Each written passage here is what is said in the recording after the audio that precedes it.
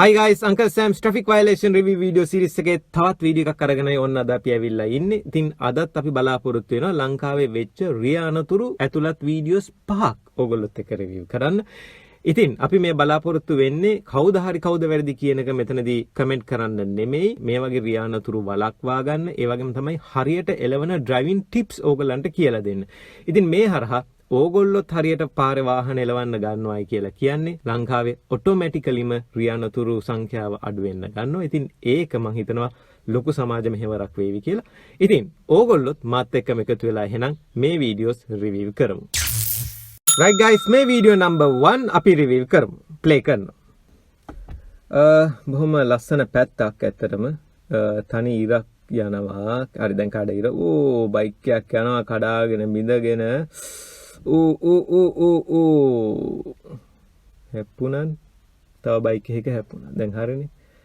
ඉතින් මෙහෙමයි. ඔය වගේ ඉගිලෙන වාහන ගත්තට කමක් නෑ. මාර්ග නීති රීති වලට ගැලපෙන විදිහට එලවන්න සහ පාරට ගැලපෙන විදිහට එලවන්න. හරි හරක වගේ ඔය කඩාගෙන මෙතන ගියාම ඔක තමයි වෙන්නේ. වාහනයක් ඉස්සර කරනකොට එකින් එකට හිමින් සැරේ ඉස්සර කරන්න බලන්න. ඒ වාහනේට ඉස්සරහෙන් තව මොන හරි වාහනයක් දානවද ඉස්සර කරන්න හදනවද ඒ වාහනේ කොහෙට හරි හරවන්න හදනවද U-turn එකක් ගන්න වාහන තියනවද අතුරු පාරවල් වලින් ඉඳන් එන වාහන තියනවද මේවා බලලා ඉස්සර කරන්න. එකපාර පාර පනින මිනිස්සු එන්න පුළුවන්. මේ වගේ හරක් වගේ ඔක්කොම වාහන පොලිමම ඉස්සර කරන්න. Right guys, මේ වීඩියෝ number 2 අපි රිවිව් කරමු. ප්ලේ කරනවා. ඉස්සරහෙන් බස් එකක් යනවා. මෝටර් සයිකල් එකකුත් යනවා. 3 wheeler එකක් හරවන්න ඉන්නවා. ඉස්සරහට මේ යනවා. අප්පට සිරි පොඩි ඩාන්ස් එකකුත් දාලා වැටුනේ. right. මෙහෙමයි. එතන මම දැකපු විදිහට එක බයික් එකක් පොඩ්ඩක් විතර වගේ වමට කැපෙනවා. බයික් දෙකම ළඟ තිබුණ නිසා එකපාරට බයික් දෙක එකට එක හැප්පිලා ඇමිනිලා බැලන්ස් නැතුව ගිහිල්ලා වැටෙනවා. right. ඉතින් මෙහෙමයි ඉන් ජෙනරල් කතා කරනකොට ලංකාවේ වෙන මාර්ග අනතුරු වලින් වැඩිම ප්‍රමාණයක් වෙන්නේ මේ මෝටර් සයිකල් නිසා. ඉතින් ඇක්සිඩන්ට් වෝඩ් එකකට ගිහිල්ලා බලන්න ඉන්න මේ වෙලා තියෙන ඇක්සිඩන්ට් සමහර ඒවා දැක්කම හිතා ගන්න බෑ කොහොමද උනේ කියලාවත්. ඉතින් විශේෂයෙන්ම බයික් රයිඩර්ස්ලා මාර්ග නීති රීති වලට එළවන එක හරිම වැදගත්. මොකද වැඩිපුරම මාර්ග අනතුරු වෙන්නේ බයික් රයිඩර්ස්ලා නිසා. ඕගොල්ලෝ මාර්ග නීති රීති වලට හරියට එළවන්න. එතකොට මේක අපිට ගොඩාක් වෙනස් කරගන්න පුළුවන් වේවි. ඉතින් බයික් එකක් ගන්නකොට අපි දන්නවා ආර්ථිකමය හේතු බලපානවා. ඒ වගේම තමයි තවත් සමහර අය බයික් ගන්න ප්‍රධානම හේතුවක් තමයි අස්සෙන් මුල්ලෙන් දාලා ඉක්මනට ගමන යන්න පුළුවන් නේ කියලා. ඉතින් හුඟ කාලයක් කරන්න බැරි වෙයි. මොකද ජීවත් වෙලා ඉන්නත් එපා. ඉතින් මේ විදිහට ගිහිල්ලා අනතුරු කරගන්න නැතුව එලවන්නත් එපා. ඉතින් ඒ නිසා හරියට මාර්ග නීති රීති වලට අනුකූලව එලවන්න. එතකොට ඔබට වගේම අනිත් අයටත් සුරක්ෂිත මාර්ගයක් නිර්මාණය වේවි. ඉතින් හරි යාළුවනේ මේ වීඩියෝ number 3 අපි රිවිව් කරමු. ප්ලේ කරනවා. ට්‍රැක්ටර් එකක් පිටිපස්සට රිවර්ස් කරනවා. දැන් එයා ඉස්සරහට යන්න හදන්නේ.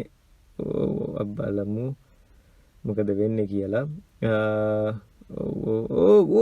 අම්මට සිරි එක පාට කන්ට්‍රෝල් නැති වුණා. අර බලන්න අර ළමයි දෙන්නගේ උඩින් ගියේ. අම්මට සිරි ඒ කියන්නේ අර අනිත් පැත්තෙන් ආපු ට්‍රැක්ටර් එක බේර ගන්න ගිහිල්ලා එක පාට යට පොඩ්ඩක් කන්ෆියුස් වෙලා වාහනේ එක පාට වේගය වැඩි වුණා. ගියර මොකක් හරි මේ වෙලා මේ වුණා. අර ළමයි දෙන්නම යට කරගෙන ගියේ. එක හොඳක් තියෙනවා ලංකාවේ. මොකක් හරි පොඩි අනතුරක් වුණොත් මාර කට්ටියක් එතනට එකතු වෙලා මාර සප් එකක් දෙන්නේ. මාර විදිහට උදව් කරන්නේ. ඒක මාර විදිහට අගය කරන්න ඕන කාරණාවක්. වෙන රටවල් වල මේ වගේ දේවල් වෙන්නේ නැහැ. ඉතින් ලංකාවේ හැමෝටම මේකට තෑන්ක් කරන්න. ඉතින් අනිත් කාරණාව තමයි තමුන්ගේ අතින් රියානතුරක් වුණොත් පැනලා යන්න එපා. හරි? පැනලා යන්න එපා. ඒ අනතුරෙන් කාට හරි කෙනෙක්ට ඩැමේජ් එකක් වුණා නම් එයාව ඉක්මනටම හොස්පිටලයිස් කරන්න කටයුතු සූදානම් කරන එක තමයි ඔබ කරන්න ඕනේ. හරි? අනිත් මොනවටවත් කලින්. ඉතින් මේවා සාමාන්‍යයෙන් ඩ්‍රයිවිං ස්කූල් වල කියලා දෙන ඒවා එක්සෑම් එකේ පවා අහන කාරණානේ මේවා මොනවාද හැප්පුණොත් කරන්න ඕන ස්ටෙප්ස් මොනවාද කියන එක තමුන් දැනගෙන ඉන්න ඕනේ කියන එක. ඉතින් මං හිතන්නේ මං අමුතුවෙන් ඒ ගැන කියන්න අවශ්‍ය වෙන්නේ නැහැ. අනිත් කාරණාව තමයි මම මෙතනදී නෝටිස් කරපු මේ පෙට්‍රල් ගහනකොට කෙනෙක් සෙල්ෆෝන් එකේ ඉන්නවා. පෙට්‍රල් ගහන තැන ලයිට්ස් දාගෙන ඉන්න බෑ. එන්ජින් එක ඕෆ් කරන්න ඕනේ. සිගරට් බොන්න බෑ.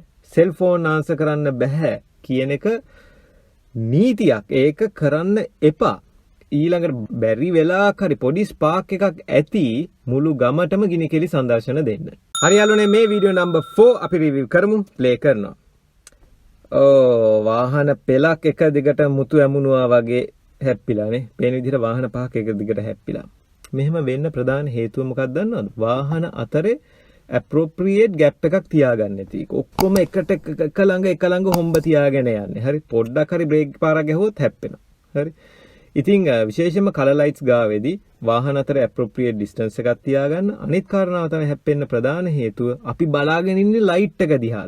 කොල්ල රතුද කියන එක තමයි බලාගෙන ඉන්නේ. ඉස්සරහා තියෙන වාහනේ සහ ඒක යනවද නැද්ද, ඒ gap එක මොකද්ද කියන එක ගැන අවබෝධයක් නැහැ.